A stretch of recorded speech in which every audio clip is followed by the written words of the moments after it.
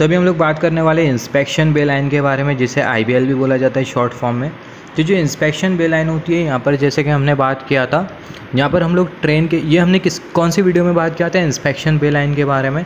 Inspection बे line के बारे में हमने बात किया था जब हम लोग बात कर रहे थे train configuration and it's technical analysis. जब हम लोग डिस्कशन कर रहे थे ट्रेन का जो कॉन्फ़िगरेशन है और ट्रेन के जो टेक्निकल फीचर्स है उसके बारे में जब हम लोग डिस्कस कर रहे थे, तब हमने बात किया था आईबीएल के बारे में, इंस्पेक्शन बे लाइन के बारे में। तो यहाँ पर ये इंस्पेक्शन बे लाइन, तो ये इंस्पेक्शन बे लाइन ये एक ऐसी लाइन होती है जहाँ पर हम लोग ट्रेन का पूरी तरीके से इंस्पेक्शन कर सकते हैं।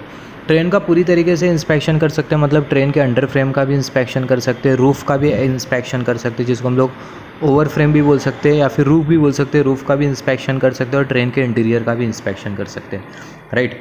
तो यहाँ पर अगर हम लोग देखें, यहाँ पर हमें कुछ इस तरीके से पिट जैसा दिखाई दे रहा है, हम लोग नीचे जा सकते हैं।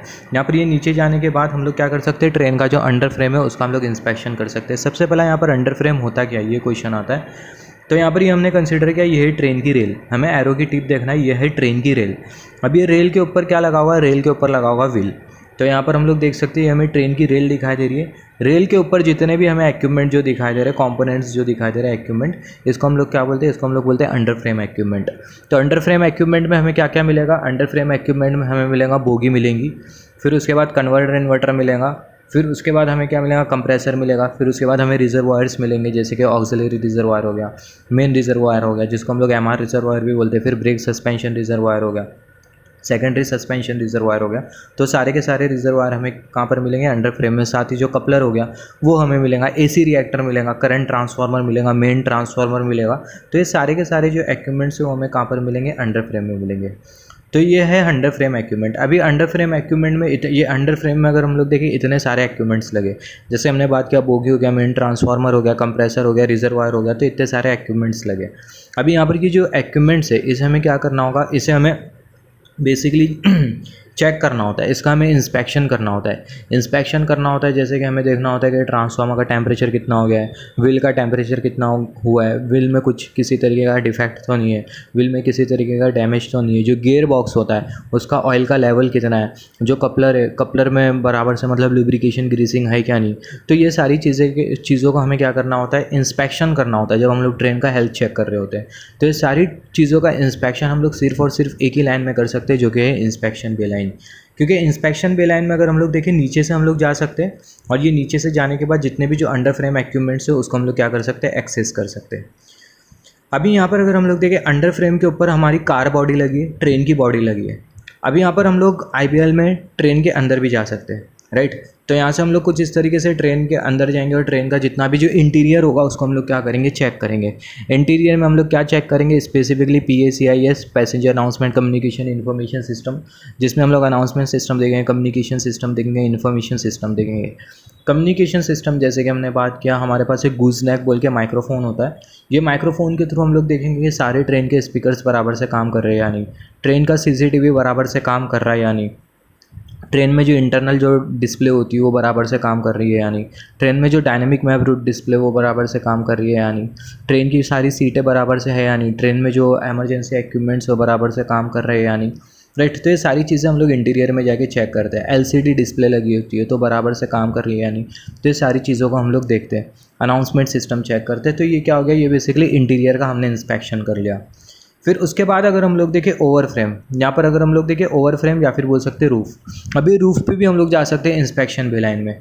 अभी एक चीज़ अगर हम लोग यहाँ पर नोटिस करें, जो इंस्पेक्शन बे लाइन हमें जो दिखाई दे रही है वहाँ पर हमें कंडक्टर भी दिखाई दे रहा है, मतलब OHE भी दिखाई दे रही है।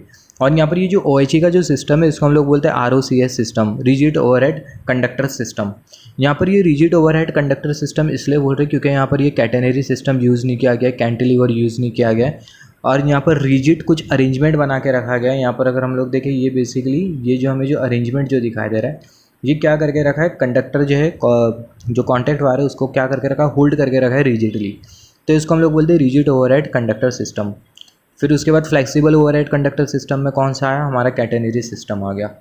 अभी यहाँ पर अगर हम लोग देखें, अगर हम लोग रूफ़ पे जाएंगे तो ऐसे केस में यहाँ पर ये इलेक्ट्रिक शॉक हमें लग सकता है। तो ऐसे केस में हम लोग क्या करेंगे, तो सबसे पहला जब भी हमें रूफ़ एक्सेस करना होता है तो इसका एक बहुत वास्ट प्रोसीजर होता है जो कि हमें फॉलो करना होता है। राइट। तो प्रोसीजर को हम लोग बोलते हैं बेसिकली सिंपल वर्ड में बोल सकते हैं पावर ब्लॉक। आगे आने वाली वीडियो में पावर ब्लॉक के सीक्वेंस के भी बारे में बात करेंगे, किस तरीके से पावर ब्लॉक लेते हैं। तो हम लोग क्या करते हैं, पावर ब्लॉक लेते हैं, जिसके वजह से होगा क्या, जो OHE होगी वो क्या हो जाएंगी, डी एनर्जाइज्ड हो जाएंगी। OHE के 2 मीटर तक के हमें आना नहीं है। अगर चार्ज OHE है तो OHE के 2 मीटर तक के आना नहीं है according to safety rules and regulations. 2 metre की दूरी बनाए रखना है चार्ज OHE से।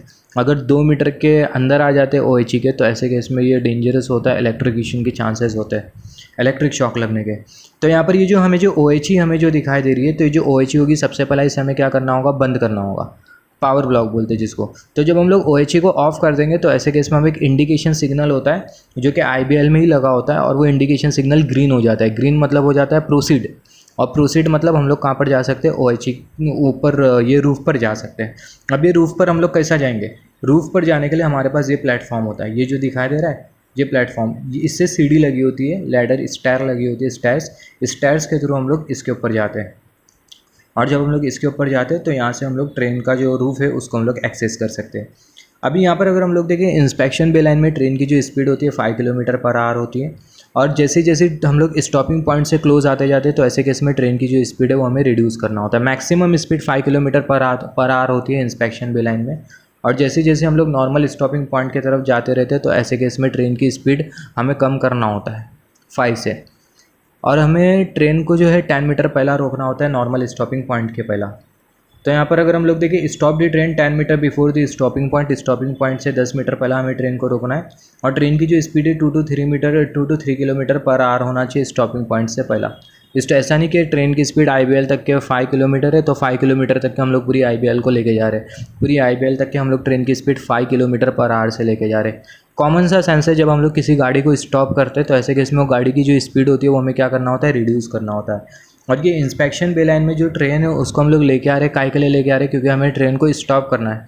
तो IBL में जैसे एंट्री करेंगे 5 किलोमीटर पर आवर की स्पीड होना चाहिए, और जैसे जैसे ट्रेन अंदर जाते जाएंगी तो ऐसे केस में ट्रेन की जो स्पीड है वो रिड्यूस होना चाहिए। अभी एक चीज़ अगर हम लोग देखें, हमारी कोई ट्रेन के यार्ड में, ट्रेन का जो यार्ड होता है उसे डेपो भी बोला जाता है, कोई ट्रेन का जो यार्ड होता है वहाँ पर ऑटोमेटिक सिग्नलिंग अवेलेबल नहीं होता। ऑटोमेटिक सिग्नलिंग अवेलेबल नहीं होता तो ऐसे केस में जो ट्रेन होती है उसे हमें रेस्ट्रिक्टेड मोड में चलाना होता है, रेस्ट्रिक्टेड मैनुअल मोड में चलाना होता है। तो ये बहुत इंपॉर्टेंट है। अगर ऑटोमेटिक सिस्टम अगर हमारे ट्रेन के यार्ड में भी होता तो ऐसे केस में क्या होता है, जैसे ट्रेन यार्ड में, ट्रेन की स्पीड कम हो जाती और ट्रेन सेफली जाके IBL में पार्क हो जाती। बट यहाँ पर ऐसा नहीं होता, कोई जो डिपो होता है वहाँ पर बेसिकली ATP ATS सिस्टम नहीं होता। मतलब ये है क्या, ये एक तरीके से सिग्नलिंग सिस्टम होता है जो कि ट्रेन को प्रोटेक्ट करने का काम करता है, जिसके बारे में हम लोग फिर कभी बात करेंगे। तो जैसे जैसे ट्रेन अंदर आएंगी तो ऐसे केस में ट्रेन को जो है मैन्युअली चलाना होगा, और मैन्युअली ट्रेन की जो स्पीड होगी वो 5 किलोमीटर पर आवर होगी IBL के अंदर मैक्सिमम, और जैसे जैसे स्टॉपिंग पॉइंट की तरफ ट्रेन जाते जाएंगी ट्रेन की स्पीड कम होते जाएंगी। 10 मीटर से पहले हमें ट्रेन को रोकना होता है। बहुत इंपॉर्टेंट डेटा है। अभी यहाँ पर अगर हम लोग देखें, रूफ़ को एक्सेस करने के लिए, जैसे कि हमने बात किया, ये वाला प्लेटफॉर्म होता है हमारे पास। अभी रूफ़ को हम लोग क्यों एक्सेस करें, अभी इसकी क्या ज़रूरत पड़ती है। ट्रेन के रूफ़ में भी इक्विपमेंट्स लगे होते हैं। क्या लगा होता है, VAC पैनल लगा होता है, पेंटोग्राफ लगा होता है। तो VAC पैनल को चेक करने के लिए, पेंटोग्राफ को चेक करने के लिए हम लोग क्या करते हैं, रूफ़ को एक्सेस करते हैं। तो यहाँ पर ये VAC पैनल लगा है, यहाँ पर भी ये VAC पैनल लगा है, यहाँ पर ये एग्जॉस्ट सिस्टम होता है, यहाँ पर ये VAC पैनल, यहाँ पर ये कर्सर की टिप, यहाँ पर ये कुछ इस तरीके से पेंटोग्राफ लगा है। ये क्या लगा है, ये पेंटोग्राफ लगा है। तो जो पेंटोग्राफ है इसको चेक करने के लिए, पेंटोग्राफ की कार्बन स्ट्रिप को चेक करने के लिए हमें क्या करना होता है, हमें बेसिकली रूफ़ को एक्सेस करना होता है। तो यही होता है इंस्पेक्शन बे लाइन, जहाँ पर हम लोग ट्रेन का अंडर फ्रेम, रूफ़ और ट्रेन का इंटीरियर तीनों एक्सेस कर सकते हैं। नेक्स्ट वाली कोई वीडियो में हम लोग बात करेंगे वर्कशॉप लाइन के बारे में, फिर उसके बाद बात करेंगे स्टेबलिंग बे लाइन के बारे में।